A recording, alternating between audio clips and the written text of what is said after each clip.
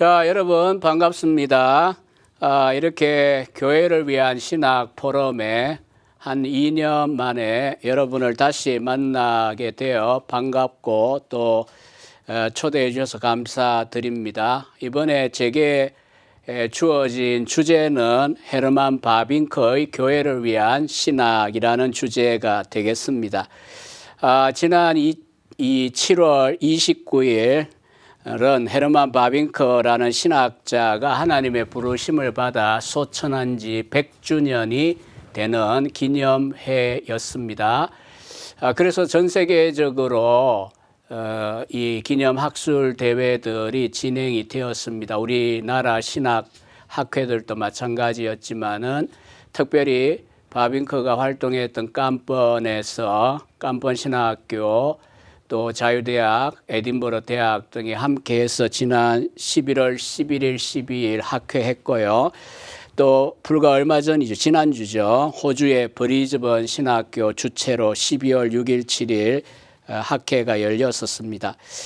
또 제가 지금 이제 총신대학교 신학대학원 개혁신학연구처 처장인데요. 이번 10월 26일에 저희 학교에서도 바빙크, 카이퍼, 워필드 소천 100주년을 기념하여 학술 행사를 했습니다.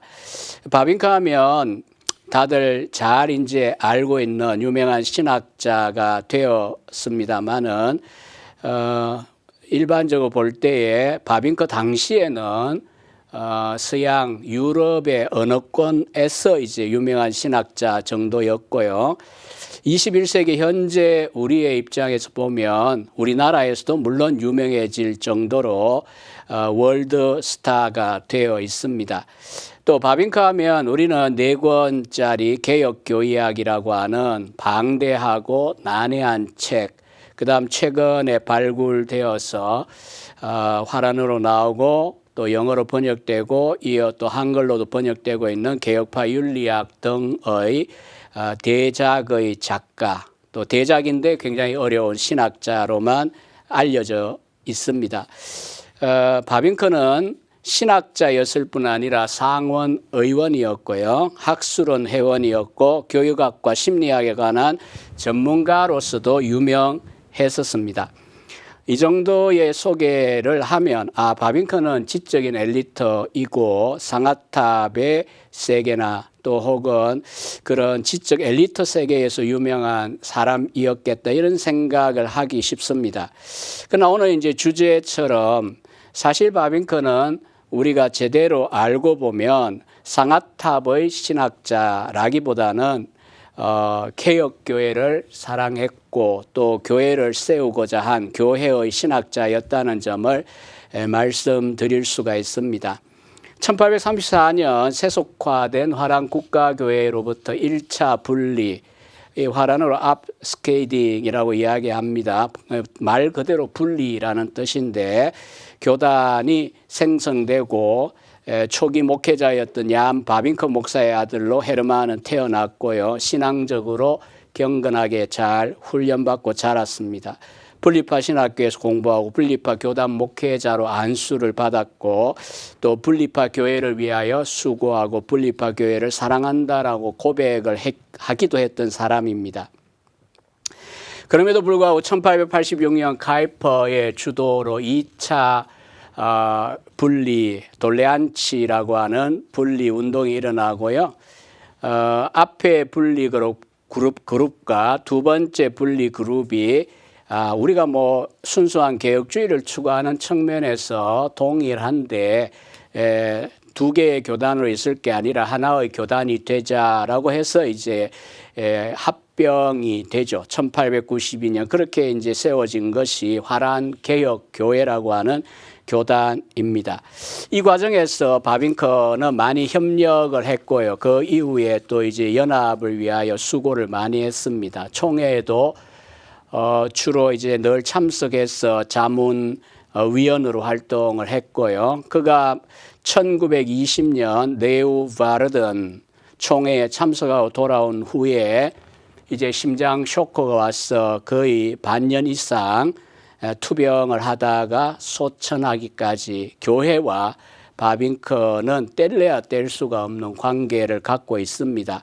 그래서 오늘 이제 이 첫 시간에, 이 시간에 여러분들하고 교회를 위한 신학자로서의 바빙커에 우리가 주목을 해서 배경적인 이야기를 먼저 좀 드리고요. 그 다음 이제 몸통 부분에서는 신학과 교회, 신학자의 소명 등에 대하여 말하고 있는 바빙커의 글들 전체가 다 그렇지만 특별히 깜번 신학교 교수 취임 연설문, 바빙커가 1883년 만 28일 때 첫 신학 교수로서 행한 강연문을 집중해서 여러분들하고 함께 살펴보고자 합니다. 이 바빙커의 글은 오랫동안 화란의 울타리에 갇혀 있었다가 2020년에 이 브루스 파스라고 하는 호주 신학자에 의해서 영역이 되었고요. 이 책 안에 4편의 바빙커의 연설문이 들어있는데 첫 번째가 깜번 신학교 연설문이 되겠습니다. 그리고 우리 한글로도 불과 몇 달 전에 저하고 같은 이 총신의 교수로 계시는 박태연 교수님께서 한글로 번역을 해 주셨습니다. 원래는 신학진함에 기고했었던 거를 최근에 이제 다함에서 이렇게 출간을 했어요. 이 책 안에 보편성에 대한 글 하나와 깜번 신학교 취임 연설문인 거룩한 신학의 학문이라고 하는 글이 함께 들어 있습니다. 그래서 처음에는 제가 이 의뢰를 받고 좀 바빙커의 여러 글들을 제가 읽으면서 조금 그 전체적으로 종합적으로 좀 다룰까 생각을 하다가 1시간 반 정도의 이 짧은 시간에 차라리 약간의 배경 설명과 그리고 이 글 하나를 조금 집중적으로 여러분들과 분석 개관하는 것이 좋겠다라고 하는 판단을 제가 했고 글도 한편 제가 이 원고를 작성을 했습니다. 자, 이제 우리가 배경을 좀 생각을 해보겠습니다. 제가 이 두 번째 섹션의 제목을 교회를 위하여 훈련되고 교회를 위하여 헌신한 신학자 헤르만 바빙커 이렇게 정해 보았습니다. 이 바빙커의 전기는 이미 글리선의 전기는 번역이 되어 있고요. 유해무 교수님의 평전도 2004년에 나와 있고요. 이제 다함에 의해서 내년이면 최근에 출간된 2020년에 나왔죠. 제임스 에글린턴의 바빙커 비평적 전기도 한글로 나올 것이니까 전기를 뭐 많이 이야기할 시간은 사실 지금 없습니다. 이번 이제 시간에 여러분들하고 나누려고 하는 게 깜번 시절이기 때문에 1902년 바빙커가 자유대학교 교수로 떠나기 전까지의 배경을 제가 조금 간추려 보겠습니다.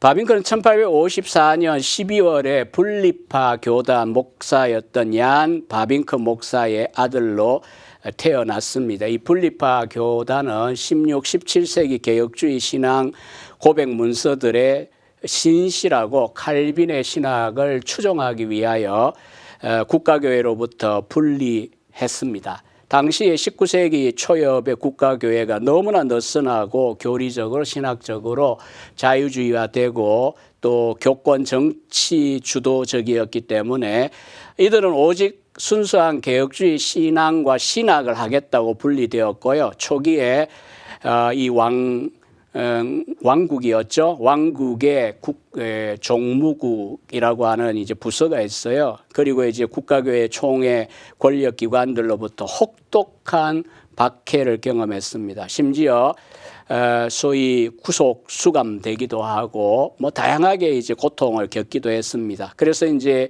이 분리파 교회를 십자가 아래 있는 교회라고 하는 표현을 사용하곤 했습니다. 그런 이제 교단의 목회자의 아들로 태어나 아버지와 어머니 혜진아의 신앙교육을 착실하게 받으며 자랐고요. 또 아버지 어머니는 아들 교육에 상당히 열의를 갖고 있었기 때문에 7살 때에 핫설만 학교에서 공식적인 교육을 받습니다. 뭐 처음에는 뛰어나지 않았는 것 같아요. 그러나 이제 차차 가면 갈수록 바빙커는 빛나는 다이아몬드라고 하는 것이 드러나게 되어집니다.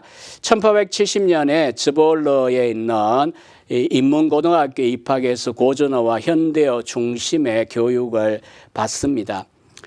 저도 이제 유럽 이 자유대학에서 공부를 할 때 몸소 경험해 보았지만 이들은 이 인문고등학교에서 최소한 이제 고전어 2개와 현대언어 4개를 극복을 하고 대학을 들어갑니다.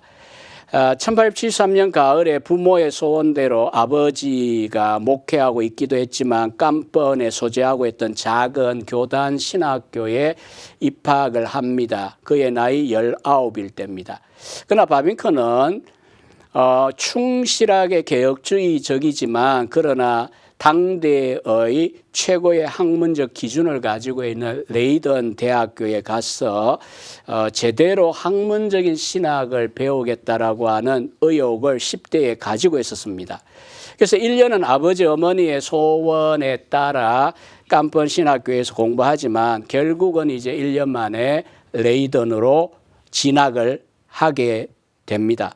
레이던 하면 19세기 레이던은 당시대의 유럽의 어느 유명한 대학에 지지 않을 만큼 소위 비평주의, 자유주의 혹은 합리주의 신학의 아성이었습니다. 흔히 이제 신학 공부를 하시면은 우리가 모세오경의 문서서를 이야기를 하면 벨하우젠, 그라프 이 갓을 이야기하는데요. 거기에 이제 세 번째 이름을 여러분에게 낯설겠지만 넣는 것이 바로 꾸넌이라고 하는 당시 레이던의 구약 학자입니다. 그만큼 당시대의 레이던은 유럽 전역의 합리주의적 관점에서 신학하던 시대의 표준적인 신학교 중에 하나였습니다.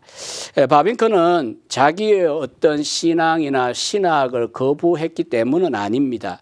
제대로 학문적인 신학을 하면서 소위 이제 용광로 속에 들어가서 자기의 그 개혁주의 신앙과 신학이 버텨내고 또 상대방을 잘 이해하고 비판하더라도 원전에서부터 비판을 하고 또 상대를 제대로 이해하고 비판을 하겠다라고 하는 지금 생각해 보면 그 10대의 나이에 이런 의식을 가진다는 게 보통 일이 아닌 것 같아요. 그러나 어쨌든 바빙컨은 그런 의도를 가지고 1874년 레이던에 입학을 해서 먼저는 이제 예과 과정을 거치게 되고 그다음 신학부에 진학해서 과정을 쭉 거칩니다.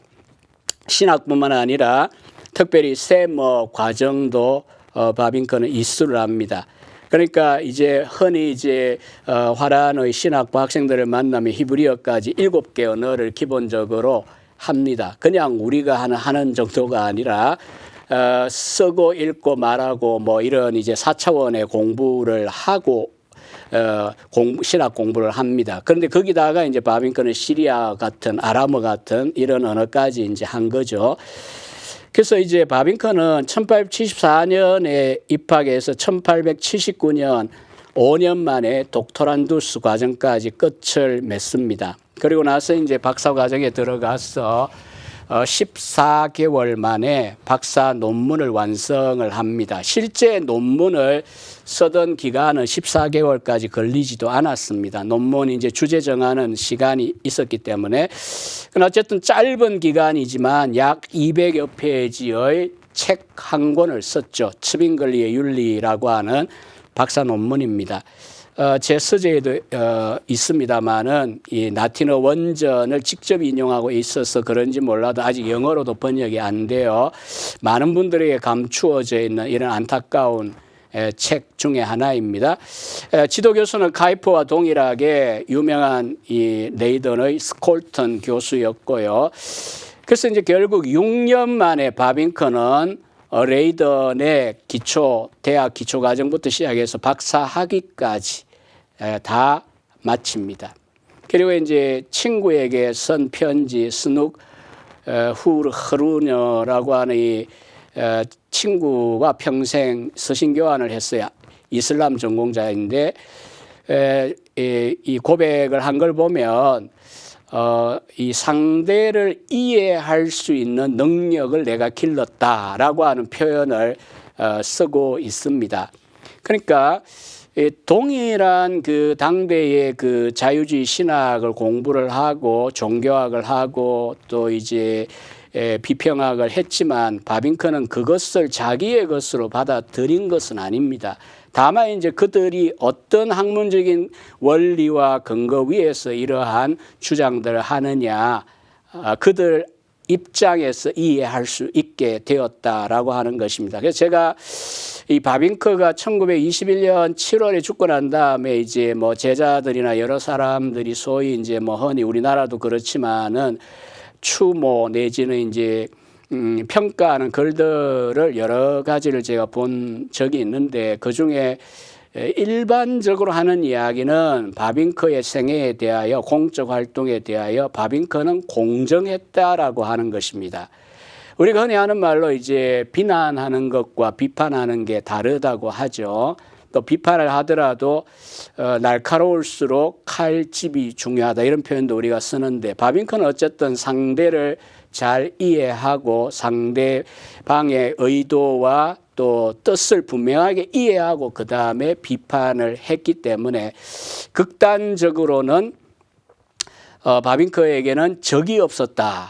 속으로 제가 그 글을 읽으면서도 과연 그랬을까 이런 생각은 합니다만 적이 없을 정도는 아닐 거고요. 어차피 입장이 다르면은 그러나 적어도 이제 동의하는 또 다른 평가는 무엇이냐 하면 자신이 바빙크에 의하여 아주 비신사적으로나 부당하게 비판을 받았다 이렇게 생각하는 사람은 없었을 거다. 이런 이제 제자의 평가가 있는데 그건 상당히 일리가 있는 표현입니다. 그런 점에서도 카이퍼와 바빙크는 상당히 다른 성향을 갖고 있는 스타일입니다. 아무튼 바빙크는 1880년에 이 레이던에서 26살일 때입니다. 박사학위를 받았고요. 그리고 한 가지 이제 최근에 에글린턴의 전기에서 상당히 잘 강조되었던 점이 몇 가지가 있어요. 사실 에글린턴의 바빙크 크리티컬 바이오그래피라고 하는 이 전기 이름 자체가 오해를 불러일으킬 수 있습니다. 바빙크에 대하여 크리티컬 비평적인가? 그렇지 않습니다. 에글린턴이 바빙크에 대해 비판한다는 게 아니라 기존에 대여섯 개의 바빙크의 전기가 화란으로 나오고 론 글리스는 영어로 이제 썼습니다만은 이 전기들에 대하여 이 비평적인 자세를 에글린턴은 가지고 있습니다. 무슨 근거 위에 쓰냐 하면 원 자료들을 이전의 전기 작가들보다 훨씬 광범위하게 제임스 에글린턴은 스코틀랜드 사람이지만 그렇게 참고하고 썼습니다. 그래서 이제 여러 가지가 이제 제대로 이렇게 조명을 받게 되었는데 물론 그 중에 하나는 이번에 이제 제가 에글린턴을 작년에 2번 읽으면서 참 놀라운 발견이다 생각이 든 것 중에 하나는 그가 이제 37의 나이에 결혼하는데 이 어떤 이성에 대한 관심이 없어 그는 전혀 아니었다는 사실입니다. 이미 고등학교 때 5살 많은 여인에게 빠져서 박사학위 끝날 때까지 끊임없이 이제 그 아버지에게 결혼의 허락을 받는데 결과적으로 거절당하는 이와 같은 이제 사실이 에글린턴에 의하여 부각이 되었고요. 그다음에 이제 지금 이제 오늘 이야기와 연관해서 중요한 사실은 깜번 신학교와의 관계를 바빙크는 끊은 적이 없다는 사실입니다. 레이던에 재학했지만은 이제 필요한 깜번 신학교 쪽의 시험을 다 쳤습니다. 1880년 7월에는 깜번 신학교 졸업시험도 쳤습니다. 그러니까 교단하고도 신학교하고도 관계를 단절한 적이 없다라고 하는 사실은 굉장히 중요합니다. 그래서 이 결과 바빙크는 이 작은 분리파 교단에서 최초의 신학 박사가 되었고요. 그리고 교단 목사로 안수를 받습니다.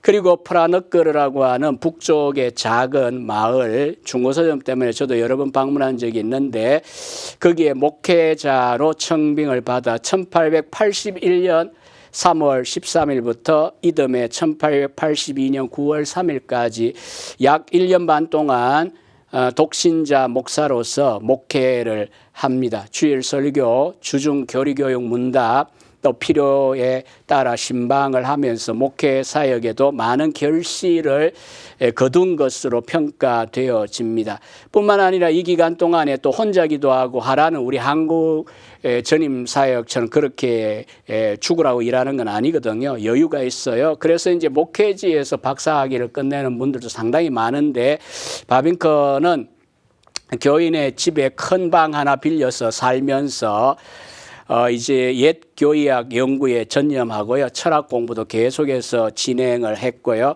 그래서 이 시기에 이제 나온 유명한 책 하나가 1658년에 절판되었던 순수신학 통론, 시놉시스 뿌리오리스 테올로기아이라고 하는 라틴어 신학 교과서를 재편집하여 출간을 합니다. 그래서 바빙크가 이 목회 경험을 통하여 교회를 위한 신학이 무엇인지를 실제로 경험했고 또 이 경험은 후일에 깜번 신학교에서 목회자 후보생들을 기르는 그 교수로서의 역할을 하는 데 있어서 중요한 밑거름이 되었다라고 우리가 평가할 수가 있겠습니다. 그러나 바빙커는 원래부터도 이 교단 신학교의 교수가 되는 것이 그의 간절한 소망이었습니다. 그래서 1882년 깜벌에서 모였던 교단 총회, 교단 총회에 봐야 작은 교단이니까 몇십 명 목사가 모이죠. 다 압니다. 아버지 얀 바빙커 유명한 목사입니다.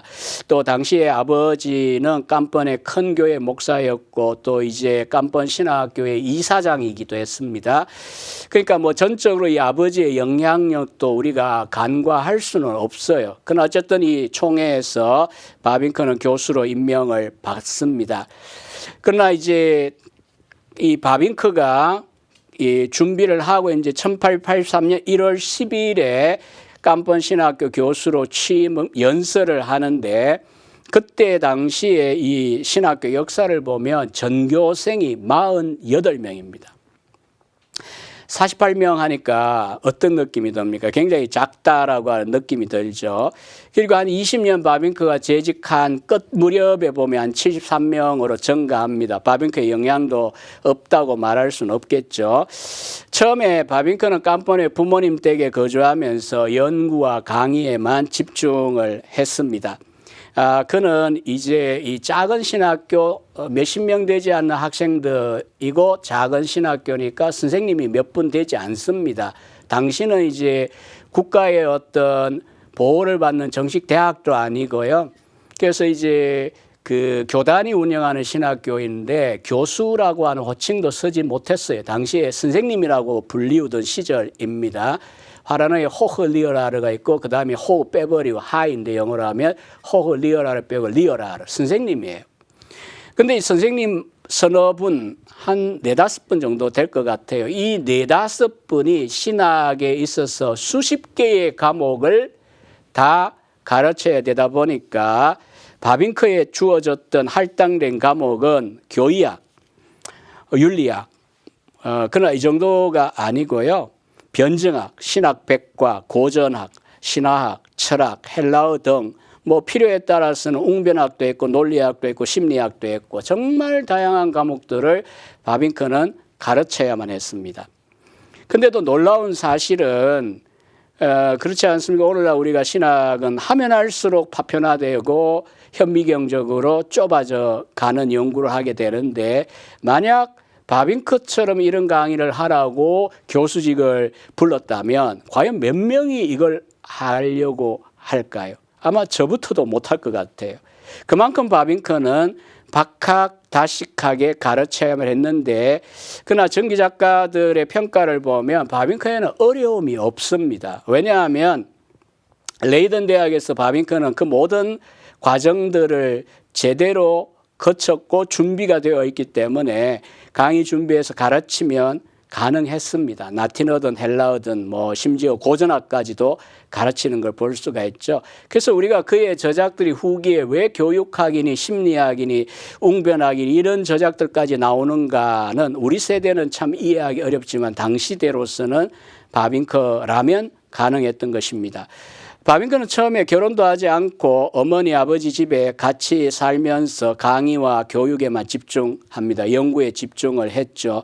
그래서 그가 결혼한 것은 교수가 되고 나서 8년 뒤인 1891년입니다.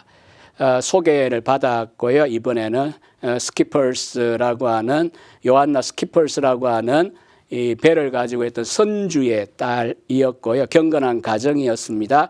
또 바빙크는 이미 유명 인사가 되어 있던 시점이어서 소개를 받고 결혼했고 또 이제 이 유일한 혈육이 딸 하나가 있는데 이 딸이 1894년에 태어납니다.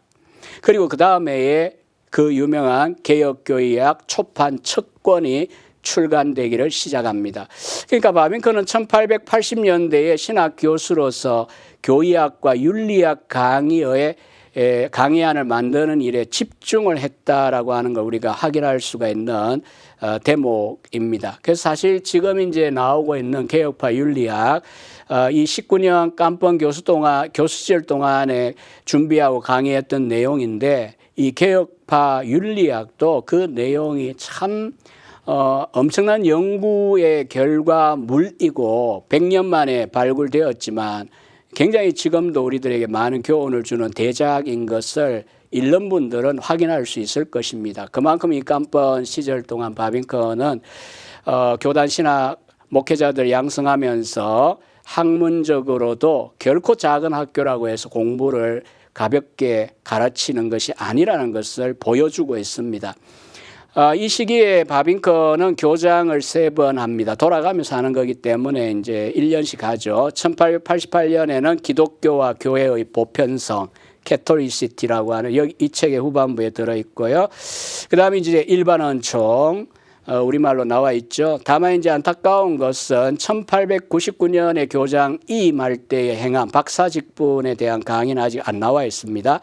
제가 이번에 이제 이 브루스 파스가 번역한 이 책에 하나 들어있어요. Teaching Office라고 영어로 번역이 되어 있는데 정말 주옥 같은 그런 강연문들입니다. 우리는 이제 이런 어떤 계기가 있어가지고 1시간씩 강의한다고 하면 물론 뭐 나름 제법 준비를 해야 되지만 저도 이제 이 바빙크가 익숙한 사람 중에 하나인데도 이번 여러분 만나기 위해 정말 많은 시간을 투자했습니다. 그런데 바빙크의 글을 읽어보면 한편에 이 강연문인 뿐인데도 불구하고 정말 주옥 같은 그런 연구의 결실들이라는 걸 확인하게 됩니다. 당시 깜번 신학교는 목회자 양성기관이기 때문에 총회가 박사학위 지도권을 주지 않았습니다. 화란어로 프로모치 레흐트라고 하는 건데요. 총회에서 아무리 이야기해도 당시는 주지 않았어요. 왜냐하면 목회자 후보생 교육기관이기 때문에 박사 공부시키는 걸 허락하지 않았습니다. 그러나 앞서도 이야기했다시피 19년 동안 바빙크가 깜번의 교수로 있으면서 그가 행한 교육 또 이제 다른 교수들이 전달한 교육의 수준은 결코 우리가 소위 무슨 무인가 신학교의 그런 정말 수준 낮은 신학교육 이런 생각하시면 그건 굉장히 오산입니다. 최근에 이제 투레티니의 전기가 나온 바 있습니다만은 그 전기 다음에 또 이제 아주 학술적으로 잘 쓰인 전기가 박사 논문으로 1903년인가 로잔 대학교 논문으로 출간이 됩니다. 그때 그 게이저라고 하는 신학자는 바로 이 깜번 신학교에서 바빙크에게 바로 이 교육을 받은 신학생이었습니다. 그러니까 신학 교육의 수준이 결코 얕지 않았다라고 하는 것입니다. 그걸 이제 우리가 확인할 수 있는 하나의 좋은 이제 그 바로미터는 바빙크의 저술들을 보면 알 수 있습니다. 개혁교회학도 실제로는 자유대학에서도 수정했지만 깜번의 신학생들에게 강의했던 내용들이란 점을 우리가 염두에 두어야 합니다. 1899년에 박사 직분이라고 하는 혹은 가르치는 직분이라고 번역할 수도 있겠죠. 독토럴 암트라고 하는 이 교장 이임 연설문에 보면 그렇게도 탁월한 신학 교육을 그가 의도하고 했지만은 바빙크는 이 박사 직분이라는 이 교장 이임 연설문입니다. 취임이 아니고 동료 교수 빌릉아의 말을 빌려서 그 당시에 이사들이나 신학 교수들이나 아니면은 학생들에게 이런 말을 합니다. 사실 바빙크가 그 책에서 보여주는 그런 학문성으로 가르치면서도 이런 말을 해요. 학위 없는 사람이 항상 사람 없는 학위보다 낫다. 학위는 있는데 인간이 안 된 것보다 학위가 없더라도 깜번 당시는 학위가 없었잖아요. 졸업하면 그냥 목사고시고 목사 되는 거였거든요. 그러니까 그들에게 이제 교장으로 사는 말이에요. 교장직을 내려놓으면서 학위 없는 사람이 항상 사람 없는 학위보다 낫다. 엄밀하게 우리에게 필요로 하는 것은 성령과 지혜가 충만한 사람들이다. 이게 바빙크가 한 이야기라는 사실입니다. 개혁교회학 읽다가 지쳐가지고 밀림에서 길을 잃은 많은 사람들은 바빙크를 잘 모르면 굉장히 현학적이고 형이상학적이다, 이론적이다 이렇게 생각하는데 바빙크는 그렇지 않습니다. 그런 강의를 하지만 성령과 지혜가 충만한 사람들이 되어야 된다 이렇게 이야기합니다. 바빙크가 깜번의 교수로 있는 동안에 이제 앞서 조금 소개했지만은 화랑개혁교회 가운데 카이퍼가 주도하여 2차 국교회로부터 분리운동이 일어납니다. 돌레안치, 애도한다, 탄식한다는 화라는 단어인데요. 1886년에 일어났고 1892년에 두 교단이 합칩니다. 왜냐하면 도르트 신경, 하이델베르그, 벨직 신앙 고백서 세 개의 일치를 위한 삼신조를 받아들이는 거 똑같은데 칼빈 신학을 추구하는데 우리가 굳이 두 개의 교단으로 있을 필요가 뭐가 있냐 이렇게 해서 1892년 화란개혁교회가 출범을 하게 됩니다. 이 연합운동에 당연히 바빙크와 카이퍼는 협력을 했습니다.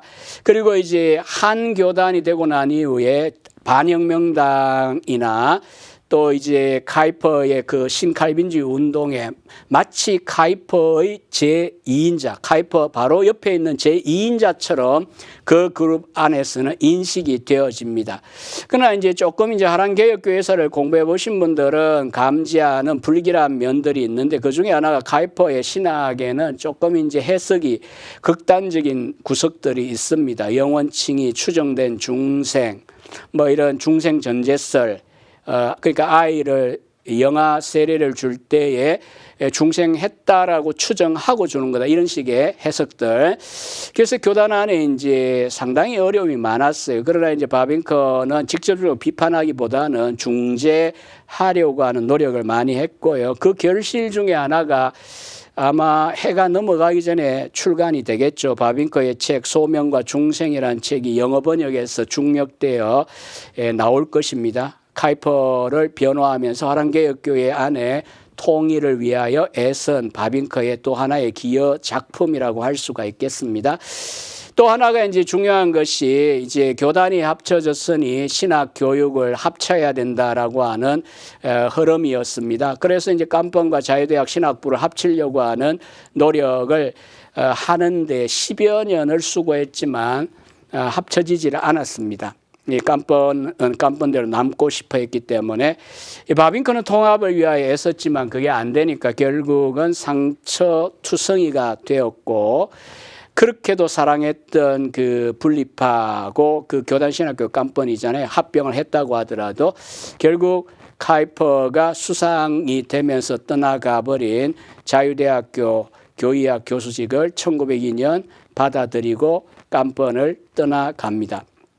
그래서 이 바빙크의 생애 가운데에는 또 하나의 중요한 교수 취임 연설문이 생겨납니다. 종교와 신학이라고 하는 제목의 연설문입니다. 이 부분은 이제 제가 다루지 않을 거고요. 이제 내용은 책에 담겨 있는 그 내용을 조금 이제 여러분과 나눌 겁니다. 거룩한 신학의 학문이라고 하는 바빙크의 깜번 신학교 취임 연설문의 내용을 대략 여러분들과 함께 나누어 보도록 하겠습니다. 이 짧은 연설문, 28살의 나이의 연설문, 사실 이름만 전해지다가 우리말로 이렇게 번역된 것은 참 우리가 개혁교회학 때문에도 지난 10년 동안 제가 박태균 교수님 만날 때마다 참 감사할 때가 참 많이 있는데 늘 뭐 이 기여를 제가 인정을 합니다. 그런데 이제 이 거룩한 신학의 학문도 이렇게 저는 다 낡아버린 책을 굉장히 어렵게 구했어요. 55페이지짜리 이 껍데기는 제가 입혔는데 이렇게 140년이 낡아가던 책을 한글로 능숙하게 번역을 해 주었고요. 물론 이제 제가 신학 진학 내실 때도 제가 다 읽고 좀 교정도 좀 봐드리고 이렇게 했는데 이번에도 제가 몇 번을 여러분들과 나누기 위해 다시 이걸 읽어 보았습니다.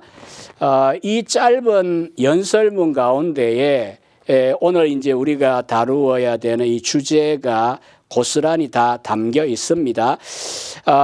이 연설문 속에 바빙크가 이해하는 신학의 성격과 신학자의 소명이 담겨 있습니다.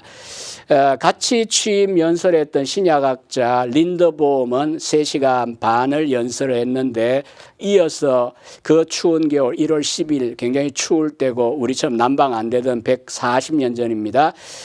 바빙크는 1시간 동안 이 연설을 했었습니다. 1시간 만에 읽을 수 있지는 않을 것 같아요. 한글로 읽으셔도. 그러나 어쨌든 이 짧은 시간에 여러분들에게 제가 핵심을 좀 추려가지고 여러분과 나누려고 합니다. 바빙크는 강의를 시작하면서 자기의 레이던 시절의 선생인 라우벤 호프의 말로 시작을 합니다. 신학은 반드시 세속화되어야 된다라고 하는 명제를 인용을 합니다. 신학이 세속화되어야 된다.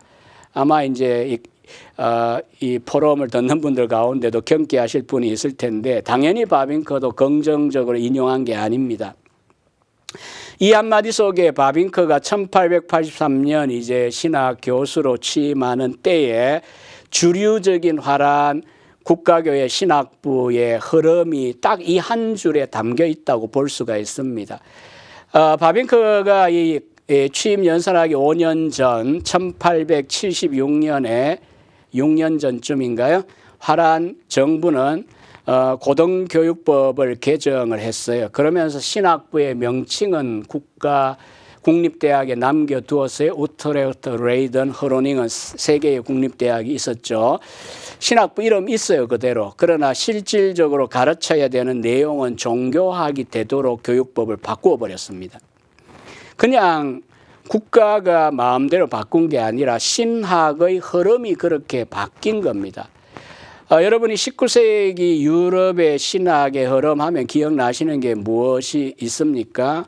물론 일각의 정통주의, 개혁주의, 경건주의 등 흐름들이 있긴 했지만 주류적인 유럽의 신학은 자연과학주의적인 학문관이 우세했고 승리했습니다. 그러니까 자연주의가 승리한 거죠. 초자연은 다 배제되고 합리주의가 승리했죠.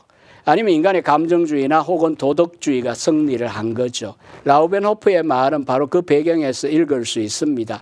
그러나 젊은 이 신학자 바빙크는 개혁 신학을 수호하기 위하여 세워진, 그래서 많은 박해도 경험했고 국가적인 혜택 전혀 받지 않고 교단이 운영하고 있던 이 신학교의 선생이 되면서 이 명제에 대하여 스승이지만 이건 다름 아니라 신학의 사망 선고를 의미한다라고 초두에 선언합니다.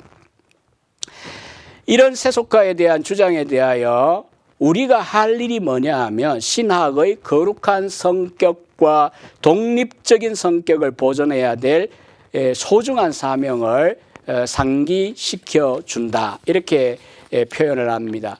그래서 사실은 이제 그 바빙크의 이 연설문의 제목을 보시면 우리말로도 그렇게 번역이 되어 있지만 거룩한 신학의 학문 이렇게 되어 있습니다. 헤일러 호트리얼테이트라고 하는 표현을 바빙크는 쓰고 있어요. 그냥 신학 해도 되는데 거룩한 신학이라고 하는 표현을 쓰고 있습니다. 당시대의 주류적인 이제 신학의 방향과는 따라가지 않겠다라고 하는 것을 분명하게 보여주고 있죠. 그래서 이 교단과 깜번 신학교의 존재의 의의가 무엇이냐? 교회와 신학을 구원하기 위한 것이고 진리 안에서 촛대의 빛이 다시 비추도록 하기 위한 것이다. 이렇게 이야기합니다. 그가 이 분리파 교단을 사랑했고 또 그 교단의 교수가 되기를 희망했었고 또 소망이 이루어졌는데, 그러니까 자기 교단이 분리했다라고 하는 사실에 대하여 정당성에 대하여 전적으로 동의를 해야 사실 맞는 거죠. 그래서 성경의 원리들을 혼합되지 않도록 순수하게 보존하고자 하는 자라면 반드시 분리되어야만 한다. 그러니까 이 분리하면, 오늘날은 분리란 단어 자체가 주는 이미지가 좋지 않습니다만은 그 시대 상황을 생각할 때는 거기에 타협하고 있는 게 아니라 분리하는 것이 진리를 사랑하는 것이다. 이게 이제 또 바빙커도 동의하는 정당성의 문제라고 할 수가 있습니다. 그래서 신학의 독립성과 거룩한 권리가 이 깜번 신학교의 설립으로 인하여 이처럼 아름답게 보존된 것을 저는 기뻐합니다. 이렇게 고백합니다. 그래서 우리는 세속화가 아니라 거룩한 것을 거룩하게 성별하는 것이 신학을 보존하는 일입니다. 이렇게 고백을 합니다. 그러면서 이제 자기가 신학의 주요한 과목, 교의학과 윤리학, 신학백과 등을 맡게 되었는데, 이제 신학에 대한 그림을 여러분들에게 한번 개요를 한번 이야기해 보겠다. 이렇게 하면서 세 가지 주제를 나누어서 설명을 합니다. 첫째가 거룩한 신학의 학문의 원리입니다. 첫째가 원리. 두 번째는 그 학문이 다루는 대상, 내용. 그 다음 세 번째 마지막 목적입니다. 원리에 대하여 우리가 보면요, 첫 번째 주제는 거룩한 신학의 원리. 영어는 그냥 프린시플이라는 용어를 쓰지만 이 라틴에서 왔죠. 프린키피움.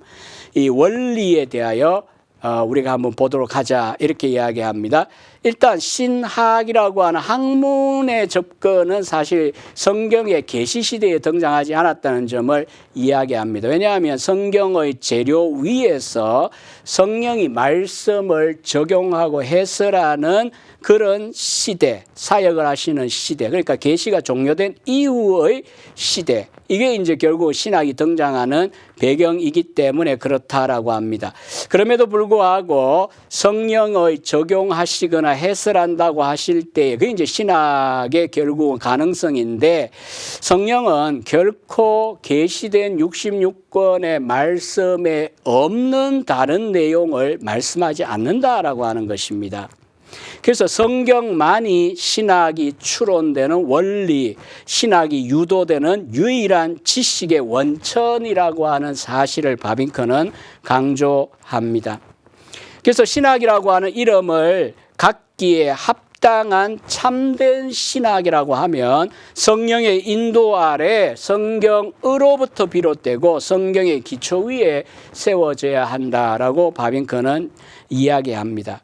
뭐 오늘 우리 시대에 이제 예컨대 저처럼 이렇게 총신이나 이렇게 좀 소위 역사적 개혁주의를 추구하는 이런 신학교에서 공부하거나 또 공부했던 분들 입장에서는 이런 이야기 들으면 뭐 당연한 이야기 하고 있다 이런 생각이 드실지 모르겠어요. 그러나 이제 이러한 이야기도 사실 여러분들이 좀 더 이제 지평을 넓혀서 이제 소위 세계의 유수한 유명한 대학의 신학부 교수들이 쓰는 이런 신학에 대한 책들을 읽어보시면 이 시대에도 바빙커 시대만큼이나 이게 통하지 않는구나 이런 생각을 하게 되실 겁니다. 바빙커는 당시대 조류에 거슬러서 성경만이 신학의 원리, 원천이다 이렇게 이야기합니다. 전통, 공의의 결정, 심지어 신앙 고백도 신학의 보충 원리가 될 수 없다라고 하는 점을 밝힙니다. 어느 정도로 강조하냐 하면 그리스도의 사역에다가 우리가 어떤 기도나 선행으로 보충할 필요가 없듯이 하나님의 말씀에 무언가를 덧붙여서도 안 된다라고 강조를 하고 있는 걸 봅니다. 성경 외에 다른 지식의 원천에서 신학을 끌어내려고 하는 자들은 길을 잃게 될 것이라고 이야기합니다. 그래서 우리는 오로지 신학이 참되려고 한다면 하나님께서 자신에 대해 자기의 피조물들에게 알리기로 작정하셨던 지식에 대한 우리 의식의 복사라고 할 수 있겠죠. 반영이라는 것. 우리는 신지식을 획득하는 인식의 원리는 성경뿐이다라고 하는 점을 강조해야 된다는 겁니다. 이런 신학의 원리에 대한 고수는 종교개혁자들에게는 절대적이었지만 바빙크 당시에는 그다지 주목받지 못하는 이야기가 되고 말았습니다. 합리주의가 득세하고 그렇게 되면 계시보다 이성이 원리의 기능을 하게 되어 신학의 파탄에 이르게 되었죠. 그 다음 이제 19세기에는 범신론이 지배하게 되고 대표적으로 이제 바빙커가 대결해야 됐던 신학의 대변인이 슈라이마허였습니다. 이 연설에서 바빙커는 슈라이마허의 긍정적인 면도 인정을 합니다. 종교의 독립성을 다시금 강력하게 주장하고 기독교 공동체의 권리들을 따뜻하게 호소하고 기독교 신앙 의식을 본래적인 어떤 것이 아니라 그리스도에게서 파생된 것이라고 강조하는 이런 점들을 긍정적으로 이야기해 줍니다. 그러나 신학의 원리를 성경이 아니라 경건한 자의식에 기초한 것에 만들고 신학이 신지식이 아니고 결국은 인간론이 되게 만들었다라고 바빙커는 비판을 합니다.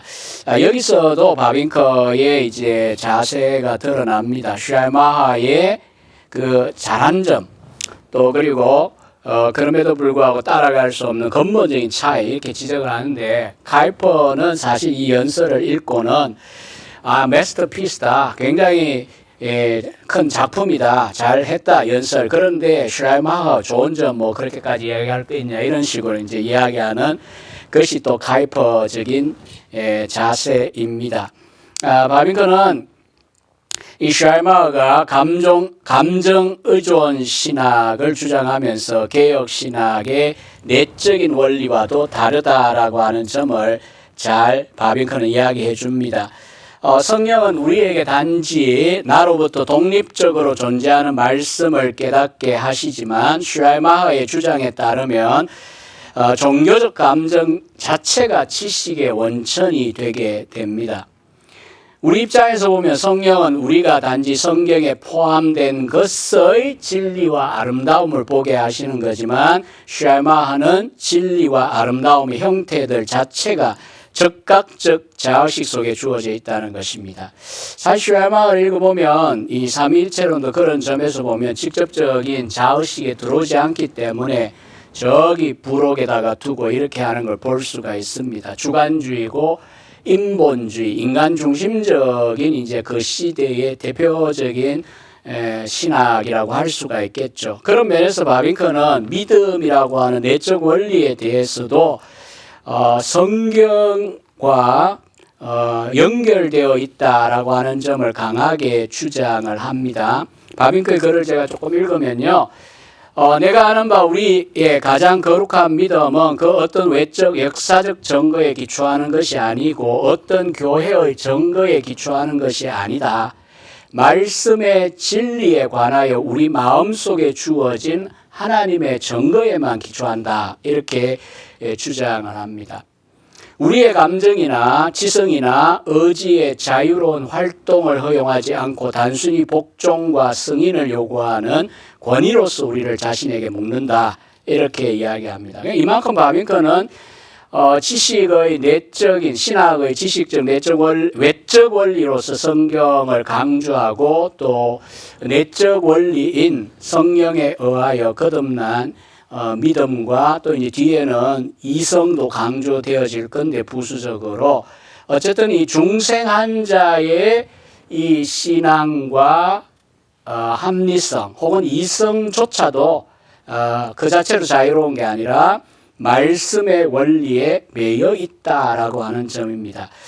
이런 점에서 신학은 중생하지 않은 사람의 신학이 될 수가 없다라고 하는 점을 바빙커는 분명하게 이야기합니다. 왜냐하면 중생의 새로운 생명으로 우리 안에 놓여지고 성령의 사역의 열매인 신앙 안에서 우리 안에 심겨지지 않는다면 이 원리가 타락한 인간의 본성과는 충돌할 수밖에 없다는 점.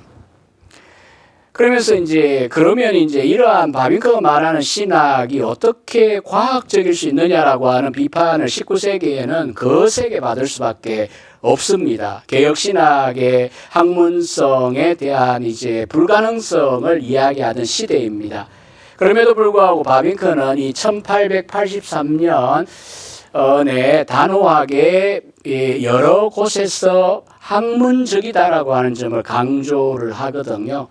여기서는 일단 먼저는 학문의 고유한 증거로 인하여 그 어떤 강요도 없이 모든 학문의 기초 명제들을 자연스럽게 수용하는, 그러니까 가정이나 공리나 입증하지 않은 공리나 가정에서 출발하는 그런 것이 학문의 일반적인 건데, 우리가 이런 신학의 원리를 전제하고 학문을 한다는 것 자체가 불가능하다. 이거는 이제 말이 안 된다. 이런 이제 반박을 여기서도 하고요. 아무튼 이제 우리는 이 첫 번째 내용에서 바빙크가 신학의 원리로서 성경에 대한 강조를 보고요. 또 이제 이게 이제 보다 더 강력한 형태로 또 그리고 자세하게 바빙크가 설명하는 곳은 이제 1906년 개혁교약 2판 1권에서 신학서론에서 하게 될 것입니다. 두 번째는 신학의 내용입니다. 이 신학이라고 하는 우리 한문으로 된 이 용어가 이 화라는 테올로기와 호틀리어테이드 두 단어가 쓰이는데, 테올로기아에서 온 단어, 이 뜯어보면 하나님에 대하여 논하는 것이고요. 호틀리어테이트라는 화라는 단어도 이 하나님에 대한 지식을 뜻합니다. 그러니까 결국은 신학은 하나님을 대상으로 한다는 겁니다. 이 신학이라는 용어가 처음 사용될 때는 물론 그리스도의 신성 문제에 대해서 쓰거나 삼위일체 교리와 관련하여 신학이 발전되어졌고, 이제 차차 진행되면서 조직신학이라고 하는 체계 안에 들어가는 그 내용들이 이제 하나의 유기체가 완성이 되어지는 거죠. 그런데 이제 바빙크 당시는 앞서도 언급했다시피 이 국립대학교 신학부에서 받아들여진 그 원리 혹은 이제 내용 혹은 학문의 방향으로 본다면은 신학부인데도 불구하고 사실 그 대상은 종교에 대한 연구로 전락하고 있었습니다. 하나님을 더 이상 신학의 대상으로 삼지 않는 거죠. 살아계신 계시하신 하나님이 아니라 기독교도 그냥 종교 중에 하나로서 소위 이제 역사적으로 접근하고 비교 종교학적으로 접근을 하게 됩니다. 그러면서 어떤 종교의 진화론적 발전 과정을 따지게 되고 또 각각의 종교의 가치를 비교하게 되고, 그런 중에 가장 순수한 최상의 종교가 무엇이냐 뭐 이런 식으로 이야기하는 종교적 연구가 되어버리죠. 당시에 이제 이후 독일의 하이델베르크의 유명한 에너스트 트렐치 같은 경우에도 그렇게 하면서 기독교의 절대성을 부정하는 데 이런 걸 볼 수가 있습니다. 그러니까 하나님이 대상이 아니고 종교적인 연구가 되어버리고 또 중립적인 연구를 한다고 하면서 유일하고 충분한 신학의 원리인 성경으로부터 완전히 분리되어버리고 기독교는 절대적인 성격을 잃어버리게 되는 상황. 이게 이제 바빙크가 신학 교수로 취임하던 시기의 주류 신학부의 문제점이었습니다. 그리고 이러한 이제 흐름에 의하면 가장 이제 오늘 주제와 연관해서도 심각한 문제인데, 교회와 기독교를 신학의 대상으로 만들고, 교회와 기독교를 그리고 신학, 이 양쪽 사이를 부적절한 관계 속에 놓으면서 이 관계를 이제 간격을 떼어놓게 되는 그런 문제점이 생겼습니다.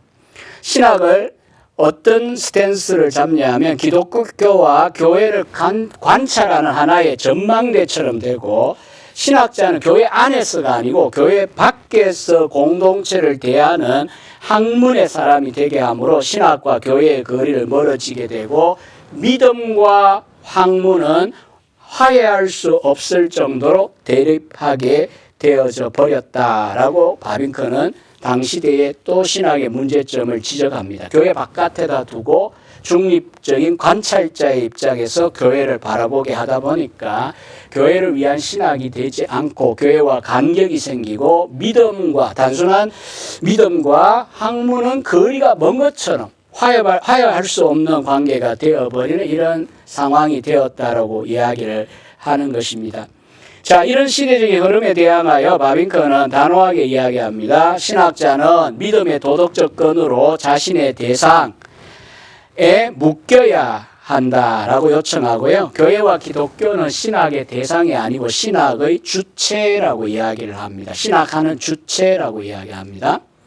신학은 하나님에 대한 의식이고 바로 그 이유로 자의식이고 하나님에 대한 지식이며 바로 그 이유로 교회의 자기 지식이라고 설명을 합니다. 교회에 대해서도 원리적으로 교회는 하나님에 관하여 하나님의 가르침을 받은 신학자이고 교회는 성령의 촉구를 통해 신학이 생겨나게 되었다라고 말하고요. 교회와 신학의 관계에 대하여서는 다음과 같이 정리해 주는 것을 볼 수가 있습니다. 책에 우리 한글 번역 49페이지 보면 나오는 이야기입니다. 신학자는 교회 밖이나 교회 반대편에 서지 않고 전적으로 교회 안에 서 있습니다. 신학은 가장 높고 가장 영광스럽고 가장 풍부한 계시를 지닌 교회 자체입니다. 신학은 다름 아닌 믿음이며 성령의 촉구를 통해 사상세계에서 높이 고양됩니다. 또한 학문의 영역에서도 예수 그리스도를 모든 지혜와 지식의 보화가 그 안에 감춰진 분으로 고백하게 되어집니다. 그래서 기독교, 교회, 지식으로서의 믿음이 때문에 신학은 바로 그 기독교 교회의 믿음 외에 어떤 다른 내용을 갖고 있는 게 아니라는 거죠. 교회와 이 실제 교회와 믿음, 그것이 신학하고 다른 내용을 가지고 있는 게 아니라는 것입니다. 오히려 결국은 자연과 은혜 가운데 자신을 계시하시는 하나님이 내용이고 대상이라고 하는 것입니다. 신학은 삼위일체로 존재하시고 그의 본질과 속성들, 그의 말씀과 행위들, 그의 충만한 자기 계시, 자신의 모든 피조물에 대해 갖는 관계 속에 계시는 하나님을 관조하며 묵상하는 것이다 라고 강조합니다.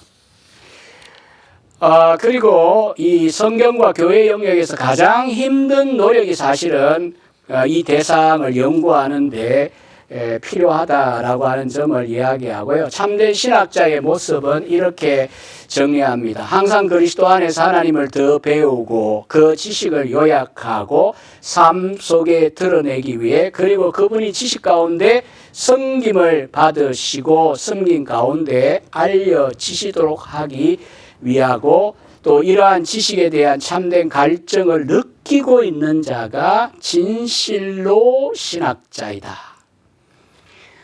당시의 경건한 감정을 강조했지만 이 슈라마의 범신론과 같은 그런 형태의 따뜻한 신학이 아니라 하나님의 말씀의 메인, 그래서 그 하나님을 더 배우고 그 하나님을 지식 가운데 섬기려고 하고 알려지도록 하려고 하는 갈증을 갖고 있는 자가 신학자라고 바빙컨은 잘 표현하고 있습니다. 그래서 바빙컨은 신학이 신학적이고 신중심적이다라고 하는 점을 강조합니다. 신학이라고 하면 우리가 아는 대로 다양한 주제들, 다양한 문과들이 있지만 근데 결국은 이 초점이 결국 신학입니다. 하나님에 대한 공부이고 논의입니다. 다른 주제들을 다루더라도 하나님과 어떤 관계 속에 있느냐라고 하는 그런 관점에서 다루어져야 된다라고 하는 것을 바빙컨은 지적합니다. 그래서 신학은 신학으로 머물러야 된다. 동의반복인 것 같지만 그 당대의 흐름에서 우리가 이해해야 됩니다. 그리고 하나님을 대상으로 하는 신학에 대하여 학문적일 수 없다. 이렇게 종교는 대상이 되지만 하나님이 대상이 될 수 있냐 이런 이제 반론에 대해서도 얼마든지 가능하다. 보이지 않는다고 대상이 안 되는 거면 심지어 윤리학, 심리학, 철학, 정신과학, 자연과학조차 학문으로서 지위를 위협당할 수밖에 없지 않느냐라고 이야기합니다. 사실은 20세기의 과학 철학을 공부해 보시면 이 바빙크가 지금 여러 번 강조한 이 전제, 이론 의존적인 연구 이런 식의 전제 없는 주해가 가능한 이건 불트만의 말입니다만은 전제나 세계관이나 어떤 이론에 의존하지 않는 객관적 중립적 연구는 존재하지 않는다. 이게 결국 20세기의 과학 철학의 강력한 주장이거든요. 그러나 이제 바빙크의 시대에는 그걸 뭐 인정 안 하던 과학주의의 시대입니다. 그런데도 바빙크는 이미 19세기의 젊은 신학자이면서도 바로 그 점을 지금 이야기하고 있다는 점을 우리가 알 수가 있습니다. 비중생자가 이해할 수 없는 지금 신학의 원리와 내용을 강조하고 있으면서도 이게 학문이다라고 하는 강조를 지금 하는 데 있어서 이미 20세기 과학 철학자들이 하게 될 그 이야기를 바빙크가 하고 있다는 점을 저는 참 감탄을 하게 되어집니다. 그래서 심지어 바빙크는 신학이 학문일 뿐 아니라 학문의 여왕이다라는 표현을 쓰기도 했어요. 왜냐하면 다른 학문들은 하나님 지으신 피조물의 특정 영역을 연구 대상으로 삼지만 하나님에게서 태어난 이 신학은 그분 자신을 대상으로 삼기 때문이라는 것입니다. 하나님 자신, 만물의 창조주이며 보존자이신 분을 대상으로 삼는 신학이기에 학문의 영역에서도 호의로서 그래 너 여왕이라 이게 아니라 권리로서 영광의 첫 번째 자리를 차지한다는 것입니다. 물론 다른 학문과도 매우 긴밀한 관계를 가진다는 점을 바빙크 입장에서 강조합니다. 왜냐하면 다른 학문도 결국은 하나님과 무관한 게 아니라 하나님의 지으신 피조물의 특정한 영역에 대한 분과 연구이기 때문에 신학적인 성격을 가진다 이런 표현도 쓰고요. 그 다음에 이제 신학이 보편 학문의 성격을 가진다라고 하는 표현도 사용하고 있습니다. 마지막 세 번째, 바빙크는 신학의 목적에 대하여 해명을 합니다. 당시에 이제 특히 바빙크가 몸담고 있는 분리파 그리고 깜번 신학교 이 교단의 가운데는 신학에 대해 부정적인 생각을 가진 분들이 있어요. 경건주의적으로 좀 분파적인 사고를 가진 분들이 있었기 때문에 아마 제가 이 에글린트의 전기를 보면서 저한테도 그 바빙크의 그 일기책 이 PDF화한 걸 갖고 있는데 그 일기책에 보면 그 연애 이야기가 나와요. 물론 뭐 이게 좀 감춰진 언어도 있고 하지만 바빙크를 왜 거절했을까? 심지어 이제 바빙크의 경우 레이던의 신학 박사까지 되었고 장래가 촉망되는 젊은이인데 왜 그 농부였던 그 아리라고 하는 사람은 딸을 결혼시키기 거부했을까? 실제로 이제 결국은 그 아멜리아는 나중에 이제 역사적으로 보면 결국은 결혼도 안 하고 평생 혼자 사실 살게 되거든요.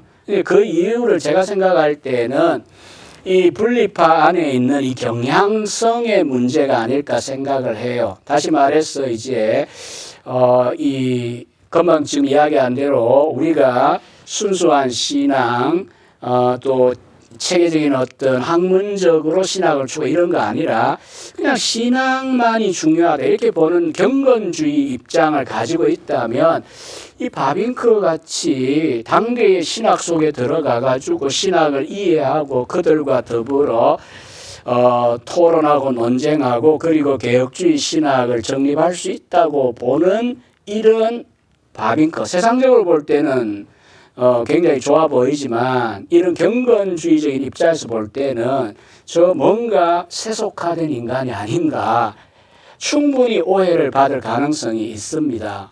사실 바빙크는 그런 면에서 본다면은 이 신학교 교침 연설을 하면서 레이던의 그 내용에 물든 자이냐 학위를 그냥 받고 우리의 편이냐 이 문제가 사실 많은 사람들에게 증명이 되어야 되는 테스트 장이었습니다. 실제로는.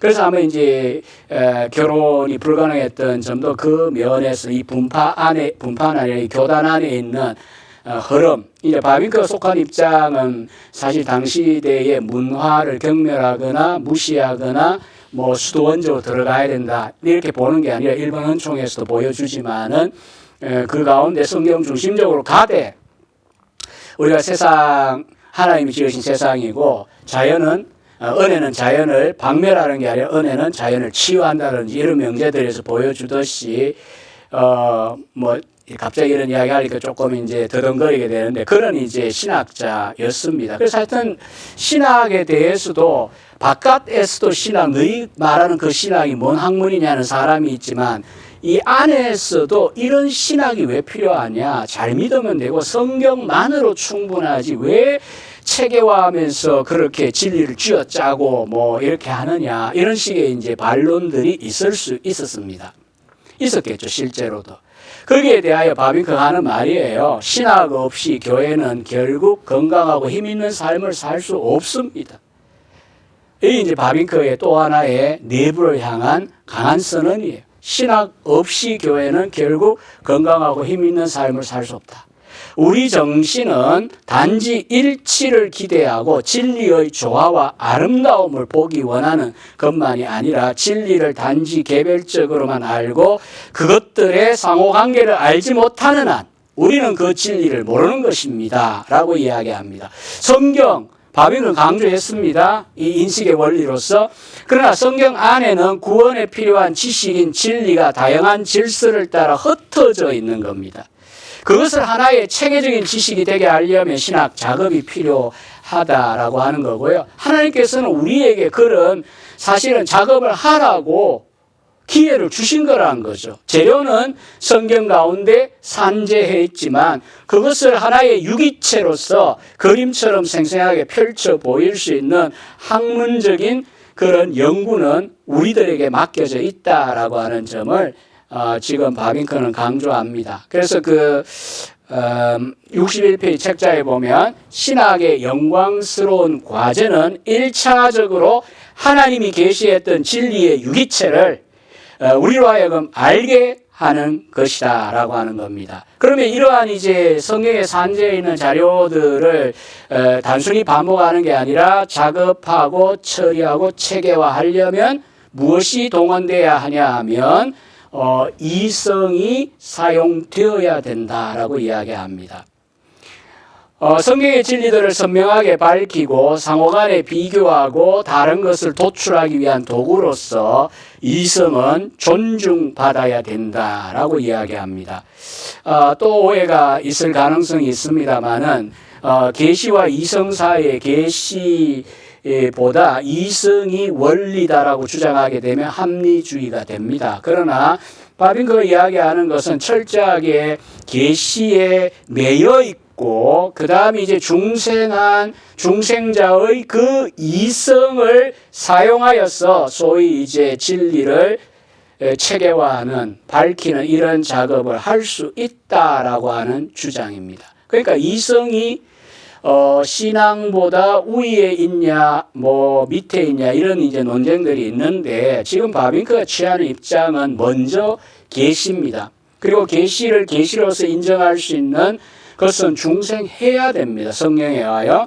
그 다음에 이제 그냥 믿습니다. 무조건 믿기만 하느냐가 아니라 어거스틴 전통 그대로 이해를 추구하는 신앙이 되어져요. Faith seeking understanding이 되려면 결국 거기에서 understanding, 이해하는 그 도구인 이성의 역할이 그 다음 종속적으로 온다는 것입니다. 그래서 이걸 이제 계시의존적인 신앙이라는 표현을 썼는데 신앙하면 지정의로 보면 당연히 거기에는 우리의 감정이나 실천뿐 아니라 도덕뿐만 아니라 우리의 지성이 포함이에요. 그래서 바빙크는 여기서도 이야기합니다. 우리의 화해는 하나님과의 전인적인 화해다는 거죠. 마음과 양심만 아니라 지성과 이성도 하나님과 화해해야 한다는 거죠. 믿음의 전인성을 이야기합니다. 그래서 우리 지성의 진리로서 기독교를 견지하고 우리 믿음의 이성적인 것을 드러내는 것이 신학의 영광스러운 목적이다라고 바빙크는 이야기를 합니다. 그래서 바빙크는 그 1909년에 개혁교의학을 대학생 수준의 그 사람들이 읽을 수 있도록 마그날리아 데이를 썼습니다.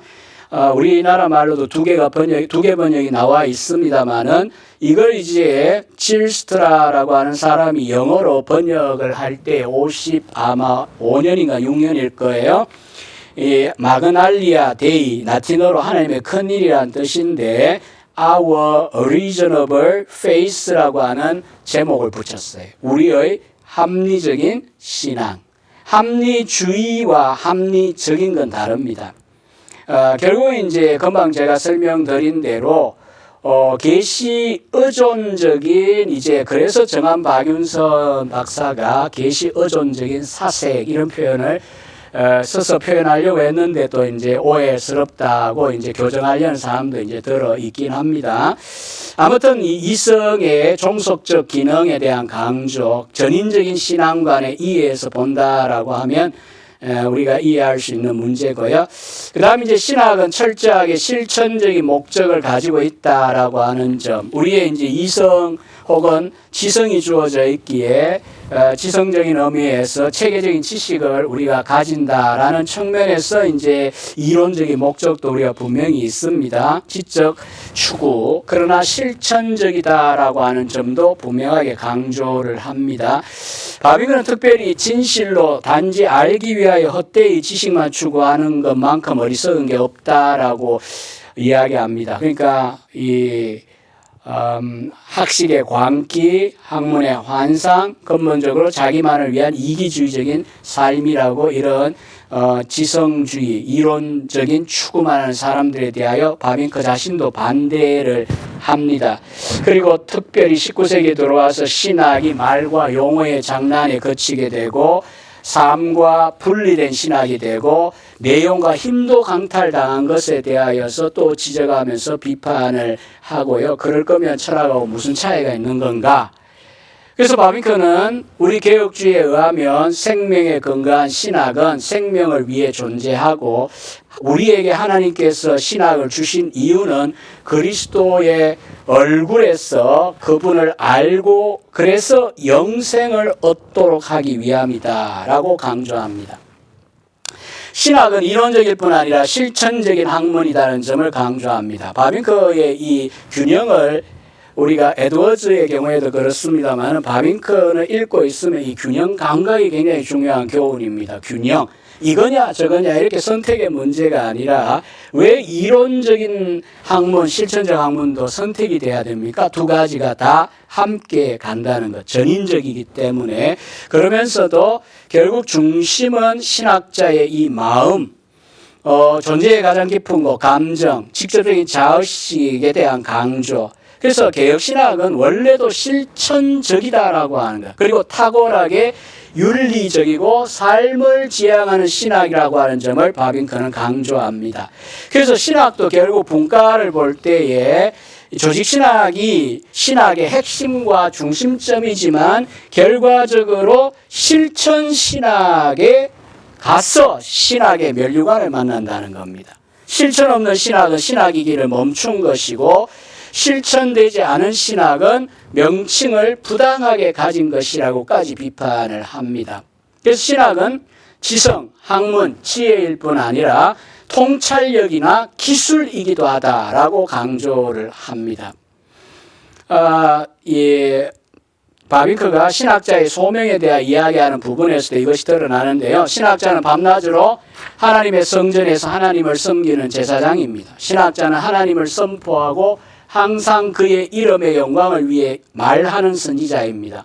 신학자는 모든 선한 일을 위하여 능력을 갖춘 하나님의 사람입니다. 그러므로 신학은 참으로 종교이며 하나님을 섬기는 것이고 그의 영광을 위하여 일하는 것입니다. 신학은 우리 신학자들이 종종 묘사하듯이 하나님을 경외함, 하나님께 대한 삶, 하나님을 향한 일입니다라고 말합니다. 바빙크는 이렇게 실천적 성격과 신학자의 소명을 밝히고 나서 신학하고 교회의 관계에 대해서 명시적으로 말을 합니다. 신학자에게만 실천적인 게 아니라 신학은 교회 안에서도 동일하게 기능한다는 겁니다. 신학이 교회에 적대적이지 않고 교회를 가장 거룩한 믿음으로 인도하고 그 믿음 위에 교회를 건설한다라고 하는 것입니다. 앞서 한번 소개했던 1899년에 바빙크가 이제 16년 뒤죠. 교장 이임 연설했던 독도른 암트의 박사직분에서도 이런 말을 해요. 신학은 교회의 딸이고 신학이 그 어머니를 존경하지 않는다면, 그러니까 신학이 그 어머니인 교회를 존경하지 않는다면 번성하지도 수명을 누리지도 못할 것입니다. 신앙 고백과 교의는 가장 확실히 교회의 경험의 열매이고 동시에 성경의 진리들의 큰 희생을 치르며 적용된 가장 건전한 신학자들의 지적인 힘의 산물들이다. 이렇게 이야기하면서 신학과 교회의 관련성을 강조합니다. 심지어 신학의 어머니가 교회고 교회의 딸이 신학이다. 이렇게까지 표현을 합니다. 그래서 신학은 교회의 적대적인 게 아니라 거룩한 믿음으로 인도하고 믿음 위에 교회를 건설해야 된다고 취임 연설에서 이야기하고요. 신학을 생명 가운데 불러내어 살아있게 만드는 게 교회라면 신학은 다양한 방식으로 교회를 섬겨야 합니다. 과거로부터 교회를 부여하게 하고 오늘의 역사 속의 교회의 정체성을 이해하도록 돕고 사상의 세계에서도 교회의 신앙이 최고의 참된 학문으로 빛나게 해야 할 뿐 아니라 신학은 교회를 인도하고 교회의 영적인 완전을 위해 일할 교회의 봉사자들을 길러내야 될 사명을 가지고 있다라고 이야기합니다. 신학은 하나님의 공동체가 하나님을 알고 섬기게 하는 영광스러운 임무를 가지고 있다라는 것입니다. 참되고 거룩한 삶을 배양할 수 있는 점에서 이 신학은 다른 학문들과 다르다라고 하는 점을 이야기합니다. 그리고 이제 바빙컨은 이제 개혁파의 원리 중에 하나죠. 신학의 그러나 최종 목적은 결국은 이 정도가 아니라 하나님의 영광, 글로리아 데이다라는 것입니다. 결국은 신학의 목적도 신적이다라고 하는 점을 강조하고 있습니다. 제가 이번에 이제 이런 그 강의라고 해야 되나요? 이것은 여러분들에게 바빙컨은 교회를 위한 신학자였다는 점을 하나의 그의 취임 연설을 통하여 샘플을 제가 보여드리는 것이니까 맛보기 하는 거니까 관심 있는 분들은 번역된 책을 꼭 읽어보시라고 저는 이제 권합니다. 바빙컨은 이제 강의를 마무리하면서 몇 가지 이야기를 했는데요. 신학이 보수적이면서 진보적이 되어야 된다. 이렇게 이제 이야기합니다. 영어로 하면 컨서버티브와 프로그레시브라는 용어를 사용하고 있는데요.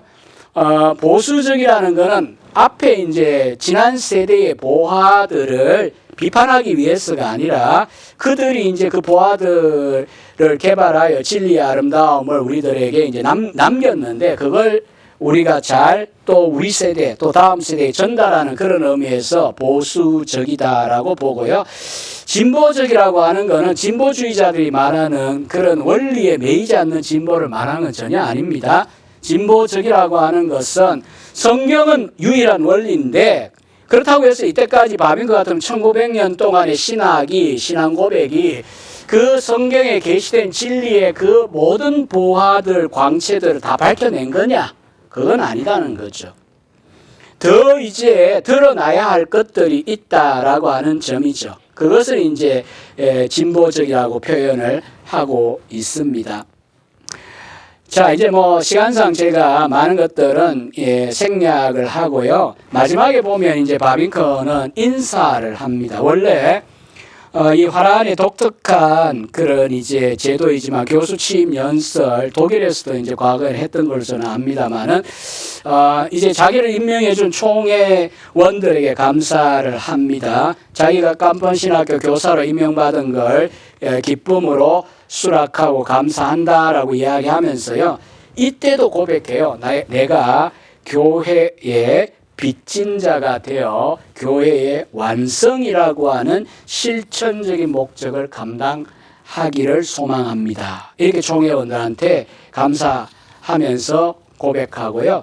무작정 감사하는 게 아니에요. 자기의 직무와 자기가 가르쳐야 되는 신학의 성격에 대한 강조가 이런 이제 감사의 글에서도 그대로 드러나요. 이사들에게 대해서는요. 신학의 심장과 핵심으로 여겨지는 이 교의학, 윤리 이런 과목들 가르치도록 맡겨준 걸 감사하면서 자신에게 부과된 심각한 소명과 무거운 책임감에 깊이 잠겨 있다라고 고백합니다. 그리고 이제 몇 명의 선배 교수들이 있는데 자기하고 나이 차이들이 많이 납니다. 거의 부모뻘도 있고요. 뭐 10살씩 차이 나고 이런데 그분들을 향하여서도 우리는 그리스도의 영광과 교회의 구원을 중요하게 여기는 성령의 자녀들이다라고 하는 인식을 상기시킵니다. 그래서 교수의 임무는 교회의 필요에 주목하든 학문의 요구에 주목하든 이루 말하기 어려울 정도로 무겁지만 교회와 신학을 사랑하고 헌신하며 교회와 신학의 발전을 위하여 협력할 것을 앞에 선배 교수들에게 요청을 합니다. 만약 교수들이 연합함으로 온 교회를 지극히 거룩한 믿음과 하나님의 아들을 아는 지식 위에 세우게 되어지기를 소망하고 있습니다. 마지막 학생들에게는 불과 수십 명이긴 하지만 거룩한 신학의 성전 안에 여러분을 인도하려고 하는 내 마음의 사랑, 바람, 열심 기대하셔도 좋습니다. 이렇게 고백합니다. 28의 젊은 교수가 학생들을 보고 한 말입니다. 나에 대해서는 기대해도 좋다. 그리고 자기의 교수직이 학문 중에 가장 아름다운 이 학문, 즉 교의학이죠. 교의학과 윤리학, 사랑, 또 이 모판을 제공한 교회에 대한 사랑, 무엇보다 교회가 알려준 하나님에 대한 사랑을 북돋우는 데 있다라고 하는 점을 강조하면서 학생들에게 열심히 공부해야 하고 힘을 다하여 노력해야 한다라고 요청을 합니다. 신학자가 아니라 신학생에 대한 이상을 뭐라고 밝히냐 하면요. 하나님을 배우는 신학자, 그를 해설하는 제사장, 그의 영광을 선포하는 선지자가 되는 것이 여러분들의 목표가 되어야 된다라고 하면서 마지막 이제 연설의 두 문장, 인사를 끝내고 마지막 두 문장은 이래요.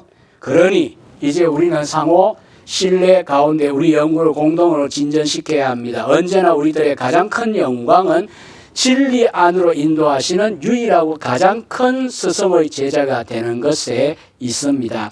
자, 여러분 이처럼 오늘 28세의 28의 젊은 신학 교수로서 바빙크가 첫 발자국을 떼면서 신학의 윤곽과 주된 개요에 대하여 소개를 하는 것을 우리가 잠깐 맛보기 했습니다.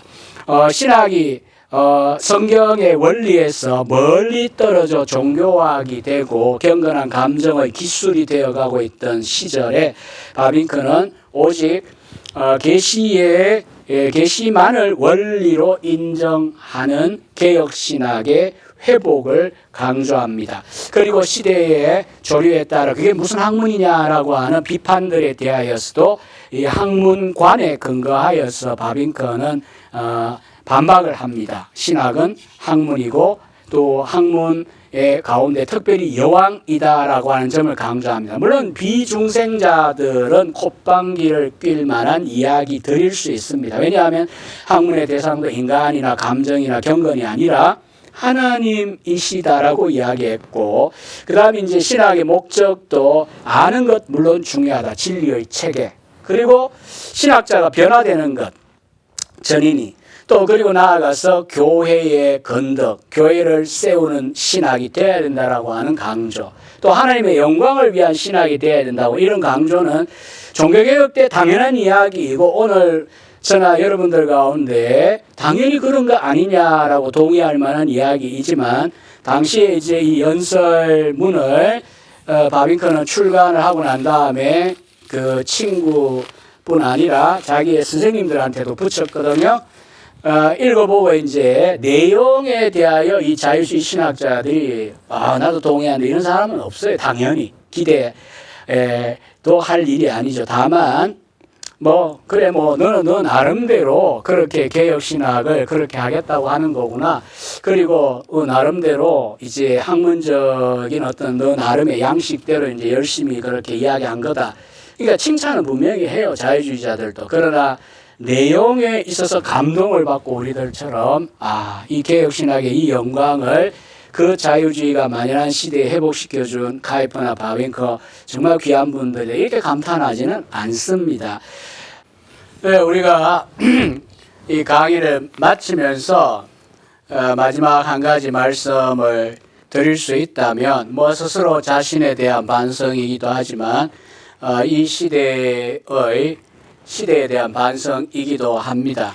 바빙크는 그처럼 이 19세기 자유주의에 맞서서 참 외로울 수도 있는 목소리를 발했고 또 전통 개혁주의가 강조했던 원리와 대상과 목적에 대해 잘 부각을 시켜 주었는데 오늘 이 21세기에 오늘 우리의 신학 현장이 과연 어떠한가에 대한 반성입니다. 너무 신학 연구가 세분화되고 또 파편적이 되었고요. 또 경우에 따라서 너무 세부적인 부분으로 현미경적으로 접근하다 보니까 전체적으로 우리가 공유해야 되는 이런 신학의 원리 또 대상 또 대상은 다르게 이야기하면 신학의 주인공 또 목적에 대한 인식을 우리가 공유하지 못하고 있는 감이 있지 않는가. 또 많은 경우에 신학과 교회의 관계가 잘못되어 있는 그런 의식의 문제로 따지더라도요. 별로 교회를 위한 신학을 의식하지 않는 경우도 있지 않는가 이런 생각을 반성을 하게 됩니다. 그런 점에서 우리는 28의 이 젊은 신학 교수가 남긴 교수 취임 연설문을 통하여 다시 한번 개혁신학의 원리, 대상, 목적에 대하여 이 조명을 받고 또 마음 가운데 재정립할 수 있는 좋은 계기가 될 수 있을 것이라고 생각이 듭니다. 그런 점에서 관심 있는 분들은 바빙커의 글을 직접 읽어보시면서 또 이제 조금 더 관심의 폭을 넓힌다면 개혁교의학 1권을 착실하게 읽어보실 것을 권하면서 오늘 강의를 마치고자 합니다. 감사합니다.